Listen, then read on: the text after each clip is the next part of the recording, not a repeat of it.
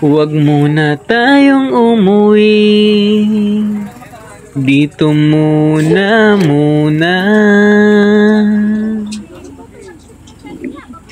Huwag muna tayong umuwi.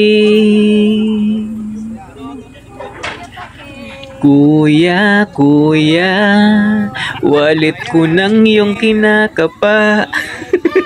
Grabe makatawang kuya ko. Paano ba naman? Gustong manghingi ng pera. Pero wala tayong magagawa kuya.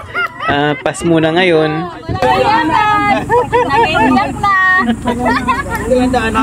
Oh, yan si engineer.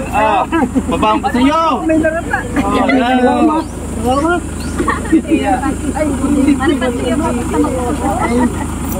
Maluya ito nga nag-aaram. Ang importante, hindi ka pa ano, yung mga ipabaldado na. Ibaldado na. Ganyan, nag-aaram nyo. Mawalat mo na cellphone tayo. Hindi. Ang bulan dayan. Bulan na, babay na. Babay na dito. Ano? Tignan natin kung sino ano. Ang sarap talaga sa pakiramdam kapag umuwi ka ng probinsya, nakikita yung mga mahal sa buhay. Pero sa pag-uwi ka na, doon mo na mararamdaman yung lungkot. At syempre, lalong-lalo na sa mga maiiwanan mo sa kanila doon.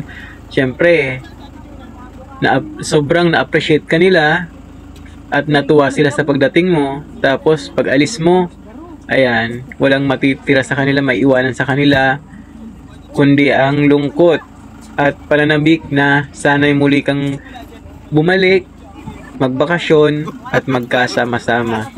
Ganun talaga ang buhay. Kailangan kasi na kumayod, magtrabaho.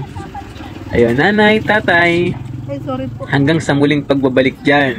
At sana, marami na akong dalang pasalubong sa inyo. Sana ay makapamasyal na tayo. Hindi man lang tayo nakagala ngayon. Sana sa susunod kong balik, loobin ni God, makapamasyal tayo, makapaglibang-libang tayo, makapunta sa ilog, sa dagat, makain sa masarap na restaurant. Sana mangyari yon sa susunod na taon pagbalik ko dyan.